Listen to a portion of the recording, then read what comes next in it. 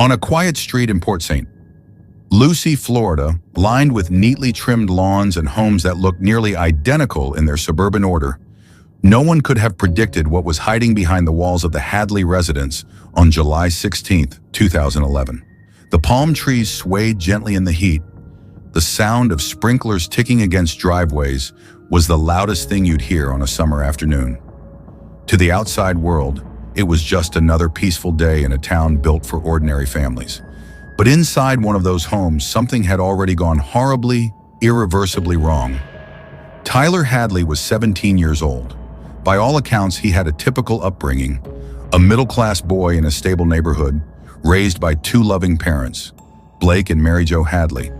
They were not just present in his life, but involved. His father was a watchful figure, firm but fair, a man who believed in discipline, but never cruelty. His mother, gentle and warm, worked in the local elementary school. They took vacations, celebrated holidays, posted photos on Facebook smiling in front of Christmas trees and birthday cakes. They were, in every sense of the word, ordinary, but Tyler was not. Something inside Tyler had shifted. Over time, quietly, invisibly, to those who weren't looking close enough. There had been signs, small, unsettling ones at first, a growing restlessness, an obsession with violence. His behavior had become erratic in the months leading up to that summer day. He was using drugs, ecstasy, pills, marijuana, and falling deeper into depression. He had become isolated, angry, unpredictable. His social media posts had started to feel off. He joked about murder, about violence, about death, and no one took it seriously. Just a teen being edgy, they thought. Just Tyler being dramatic. But it wasn't drama. It was a warning. The Hadley household, once filled with routine and warmth, had become a battlefield. Tyler was fighting with his parents constantly. They tried to help him, sent him to therapy, took away his phone, limited his access to the internet. But none of it worked. The more they tried to reel him back in, the further he pulled away. He resented them, blamed them. In his mind, they were the enemy standing between him and the freedom he believed he deserved. Then one day he told his best friend, "I might kill my parents and throw a party after, just to see if I can get away with it." They laughed. Of course, they laughed. No one believed him. On the morning of July 16th, Tyler sat in his home, scrolling through his phone.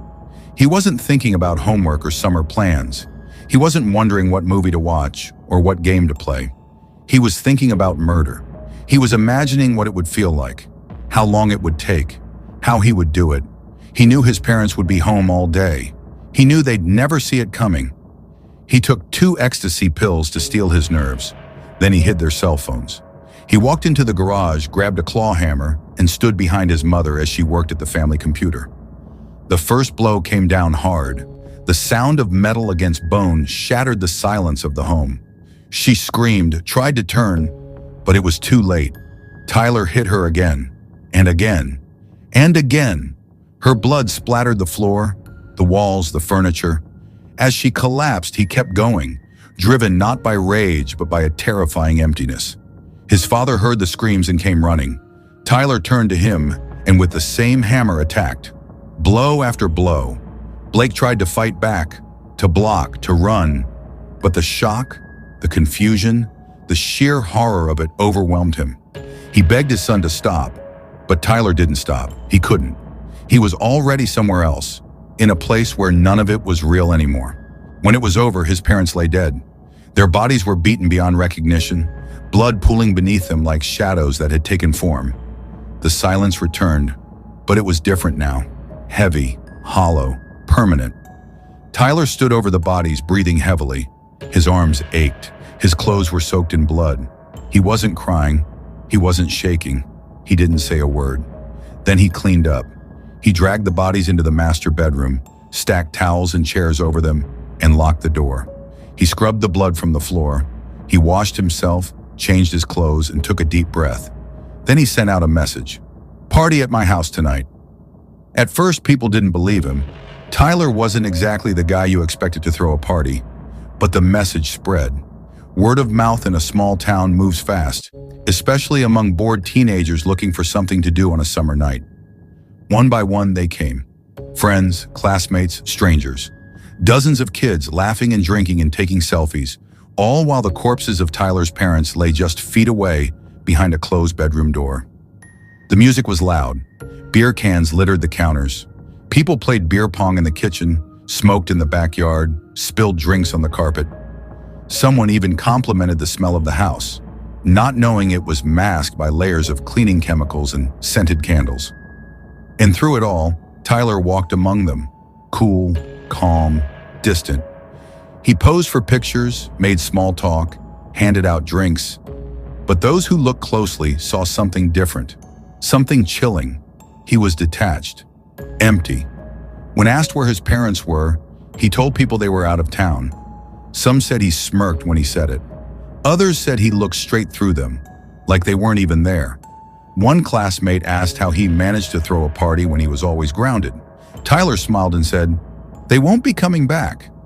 Nobody thought he meant it, but one person started to wonder. Michael Mandel, Tyler's closest friend, noticed the off behavior. He watched the way Tyler avoided the master bedroom, how he became cagey whenever someone got close to the door. Eventually, Tyler pulled him aside, looked him in the eyes and said, "I killed my parents." Michael laughed. He thought it was just another of Tyler's dark jokes. But Tyler didn't laugh back. He repeated it, slower this time. "I'm not joking. I killed them." Then he showed him the bodies. Michael Mandel had been Tyler Hadley's closest friend for years. They shared inside jokes, secrets, and countless hours of teenage boredom. They played video games together, got high together, even talked about girls and dreams they'd never chase. So when Tyler said, "I killed my parents," something deep inside Michael, something beyond logic or fear, told him it was true. But denial is powerful. The mind doesn't want to believe that someone you love, someone who once loaned you a hoodie or made you laugh in algebra class, could also be capable of something so nightmarish. So when Tyler motioned for him to follow, Michael's feet moved on their own, led more by adrenaline and disbelief than reason. The party noises faded behind them as they approached the master bedroom. Tyler glanced over his shoulder, almost as if making sure no one was watching. Then without a word, he unlocked the door and pushed it open. The smell hit first. Even with the candles burning in every corner of the house, the odor of death is impossible to mask. Michael gagged. His hand instinctively went to his nose, but it didn't help. Then he saw it. Towels, blankets, furniture shoved and stacked in a way that made no sense. And beneath it, shapes, human shapes, legs sticking out, blood, so much blood. It wasn't like the movies. There was nothing artistic or cinematic about it. It was grotesque, chaotic, real. The bodies of Blake and Mary Jo Hadley lay twisted and broken, their faces crushed, their skin darkened by bruising and dried blood. And in that moment, every part of Michael's mind that had clung to the idea that Tyler was just messing around fell away. He wanted to scream. He wanted to run. But instead he stood there, heart pounding so hard it felt like it might break through his ribs. Tyler was talking, saying something about how he did it, how he hit them again and again. He spoke with a strange calmness, like he was telling a story that didn't involve him. Michael didn't respond. He couldn't. He just nodded, numb, paralyzed by horror. Back at the party, the music thumped. Teenagers laughed and drank, unaware that just a few feet away, the bodies of two loving parents were hidden behind a door. People danced in the living room. Someone spray-painted a smiley face on a wall. Others broke furniture. The house was slowly being destroyed, but no one cared, least of all the host. Tyler moved through the crowd like a ghost. He wasn't celebrating. He wasn't angry. He was hollow. He handed out drinks, offered pills, made awkward jokes. When someone asked about the bloodstain near the computer desk, he said it was from his dog. When asked again, he brushed it off. People didn't push. Why would they? It wasn't until hours later, when the crowd began to thin and the night began to turn into early morning, that the weight of the truth started to settle into Michael's bones. They were standing in the garage. Tyler lit a cigarette, stared into the darkness, and asked, "Should I turn myself in?" Michael hesitated. Every instinct told him to scream, "Yes!" But he knew better. Tyler wasn't asking for permission. He was testing him, looking for cracks. Michael played it cool. "Do what you think is right, man," he said. But inside he was screaming. He left shortly after, and within hours he called Crime Stoppers. The police didn't storm the house right away. They investigated quietly at first, driving past the home, watching for signs. When they finally knocked on the door, Tyler answered, calm as ever. His voice didn't shake. His hands didn't tremble. But something was off. The smell, for one, and the odd way he stood in the doorway, blocking their view inside. The officers asked if his parents were home. Tyler said they'd gone out of town, but there were no signs of travel, no packed bags, no car gone, no messages left behind. Then they asked to come in. Tyler froze, and that's when it unraveled. Inside, the house was a disaster. Beer cans, cigarette butts, shattered frames. But what struck the officers was the blood. Dried streaks, wiped smears, spots the cleaning missed. They asked about it. Tyler mumbled something incoherent. When they asked again, he said, "I don't know." They found the locked bedroom, and with a breath held tight, they opened the door. What they saw was beyond comprehension. 2 bodies, stacked, hidden under debris, broken and mutilated. The stench of decay overwhelmed the room. A claw hammer lay nearby, slick with dried blood and strands of hair. The scene was still, cold, brutal. Tyler didn't run. He didn't cry. He didn't protest. He simply stood in the hallway, hands behind his back, as if waiting to be told what to do next. As the news broke, Port St. Lucie changed forever. Parents held their children closer. Teachers looked at their students with new suspicion. Friends questioned one another. Because if someone like Tyler Hadley, quiet, strange, but never violent, could do something like this, then what did that say about the darkness we all pretend doesn't exist? Tyler's friends were interrogated. The teenagers who attended the party were called into school offices, courtrooms, counseling sessions. Some broke down, others denied they knew anything. But many of them admitted the same thing, that Tyler had hinted, that he'd joked, that he'd said things like, "I'm gonna kill my folks tonight," and they hadn't believed him. Why would they? He was a teenager. Teenagers say terrible things sometimes, but no one ever thinks they'll follow through. The town was paralyzed by guilt. Michael, the boy who saw the bodies, carried a weight no one else could imagine. He had seen it, heard the confession, and even though he eventually called the police, he couldn't shake the feeling that it had all come too late. In the days that followed, news vans lined the streets. Reporters camped outside the Hadley home, broadcasting live in front of the yellow crime scene tape. People drove by slowly, staring, whispering, mourning, wondering. Photos of Blake and Mary Jo filled news articles. 2 people who had loved their son, who had tried to help him, who had fought to keep him safe. They weren't abusive. They weren't cruel.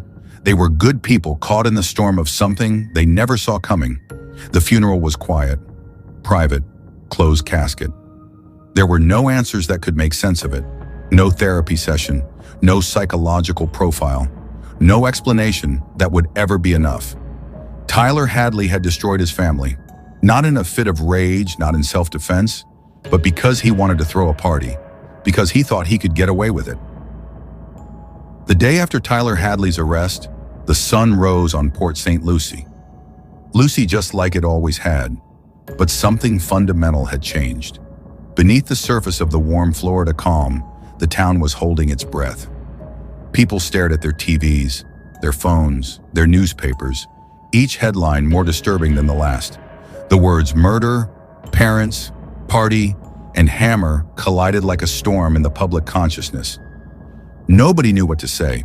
How do you grieve when the tragedy is so senseless? How do you comfort a community when the monster didn't come from the outside, but was raised right next door?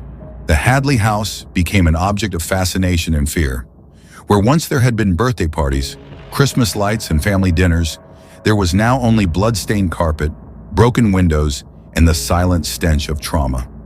The home stood like a tomb, and for those who had partied within it, who had laughed and drank and danced while 2 bodies lay just beyond the door, it was impossible to reconcile. Some of those teens would never recover from the guilt. Others blocked it out completely. But the truth was, everyone in that house that night had walked on top of a grave. Neighbors whispered about the Hadleys' last days. Many said they noticed nothing unusual, just a normal family. But some remembered hearing strange noises that day. Others remembered seeing Tyler mowing the lawn the day before, like nothing was wrong. Small details suddenly took on terrifying weight. Did they miss a sign? Could they have stopped it? And still, one question echoed louder than any other. Why? Why would a 17-year-old boy with no history of violence, who wasn't suffering from obvious psychosis, murder the very people who loved him most? The investigation into Tyler's past began to reveal fragments of the puzzle. His childhood wasn't filled with horror or abuse. In fact, by most accounts, he was raised in a caring, structured household. But somewhere around his early teens, things started to slip. He became increasingly withdrawn, often disappearing into his room for hours, growing angrier with each passing year. His school performance dropped. He began experimenting with drugs, starting with marijuana, then ecstasy, then pills stolen from medicine cabinets. He was caught multiple times and had brushes with the law. His parents tried to help. They grounded him, got him counseling, took away privileges. But it was never enough, and Tyler only grew more resentful. There were hints of deeper problems.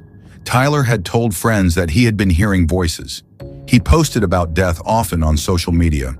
He told people he wanted to do something big, something that would make him famous.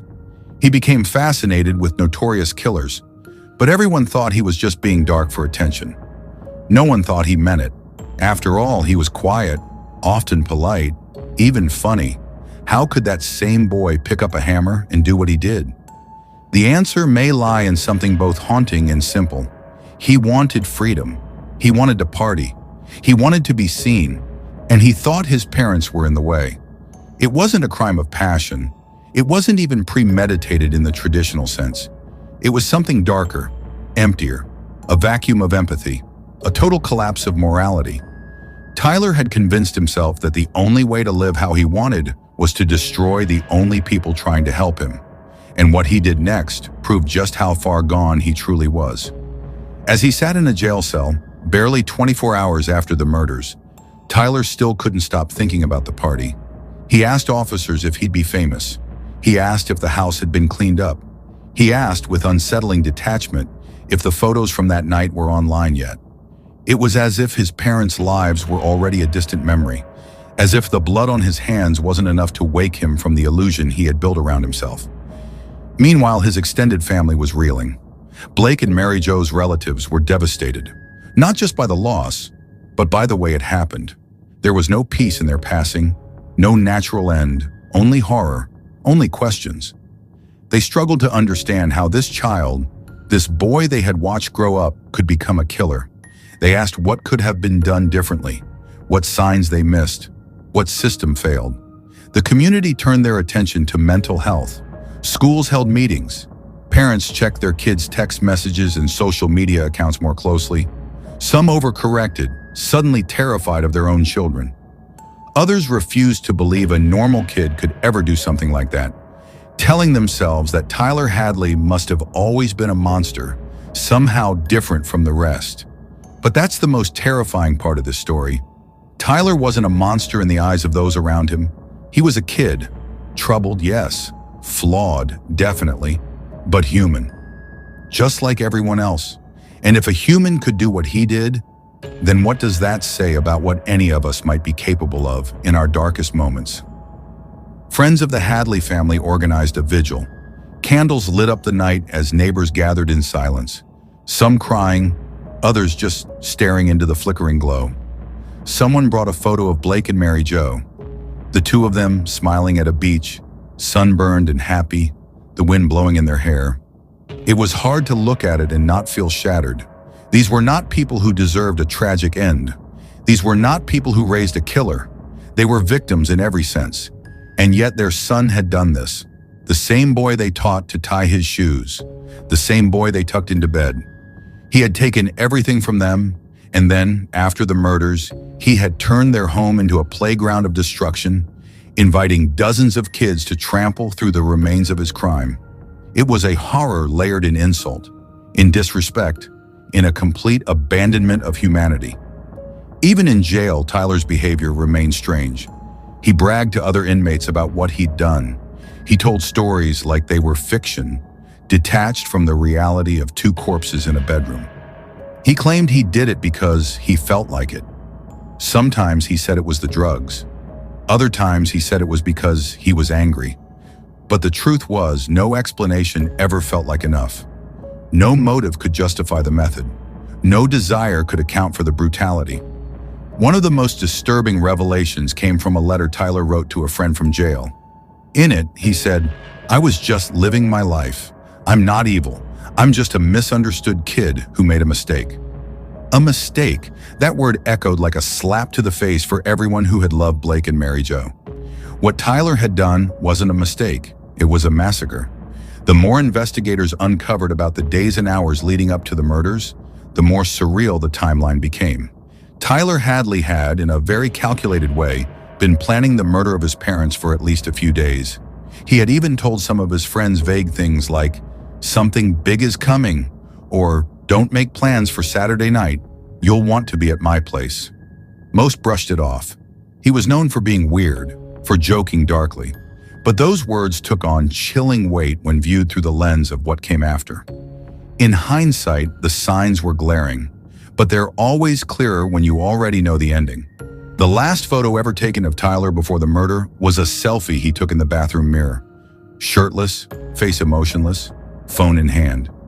It was taken just an hour or so before he killed his parents.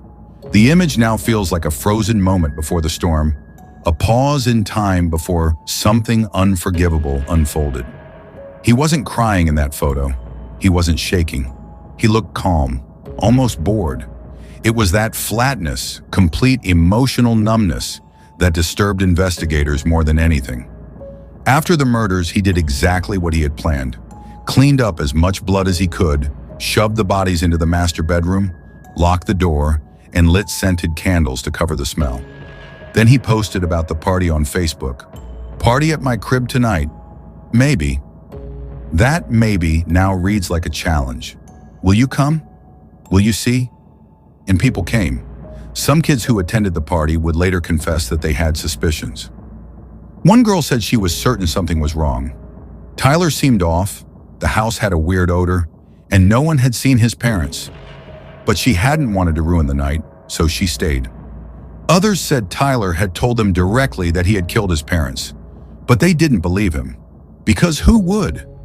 The idea that someone could kill their parents in cold blood and then invite 100 people over to party on top of the crime scene was so far outside the realm of possibility, it was easier to believe he was just joking. But he wasn't, and eventually word spread. Michael Mandel's call to Crime Stoppers triggered the beginning of the end, and by Sunday morning, Port St.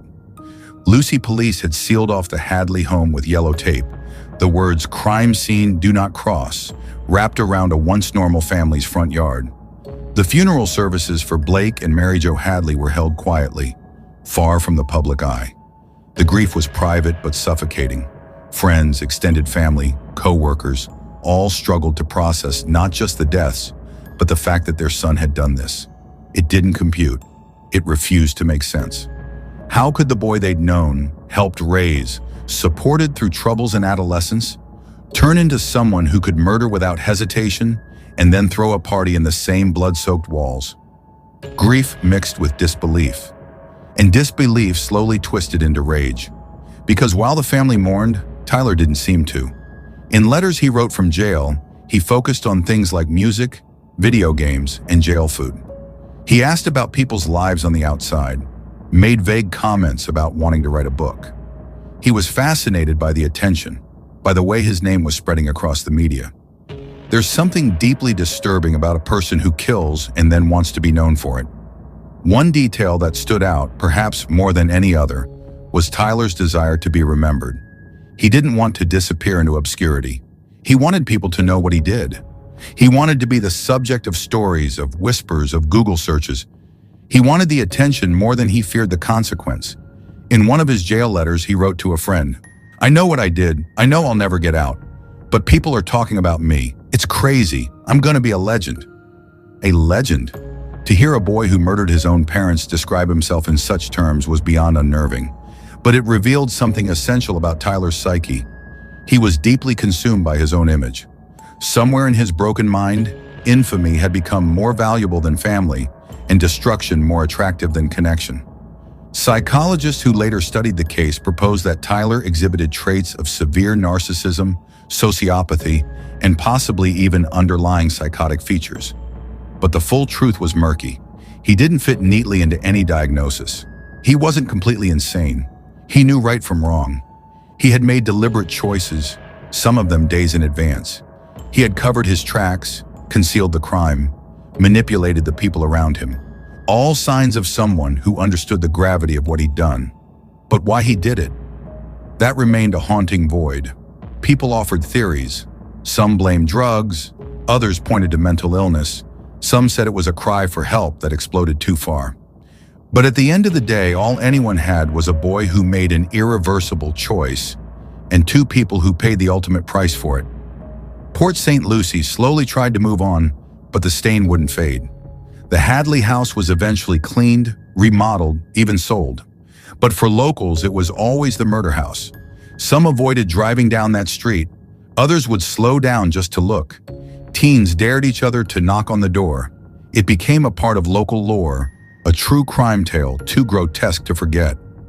Teachers at Tyler's school held assemblies. They talked to students about mental health, drug use, warning signs. But many students confessed that no one could have seen this coming. Tyler was weird, yes, but not monstrous. Not until he was. And that is what continues to terrify people about the Tyler Hadley case. Not that it happened, but how it happened. How a boy so young could become so emotionally vacant. How the promise of a party could outweigh the value of two lives. How easy it had been for him to lie, to perform, to trick his way through that night. Most chillingly, how close he had come to getting away with it.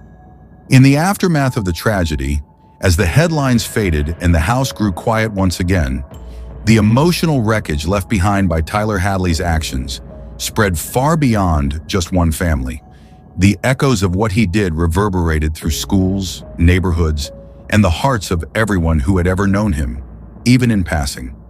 What made this crime so uniquely disturbing was not just its brutality, but the casual, almost mechanical way in which Tyler moved through the hours that followed. He didn't run.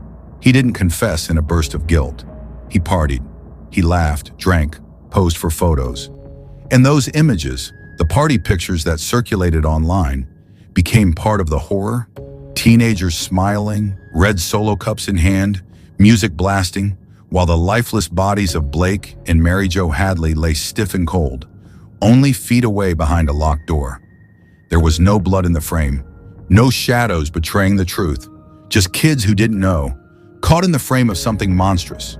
And Tyler, right there in the center, he wore sunglasses in some of those photos.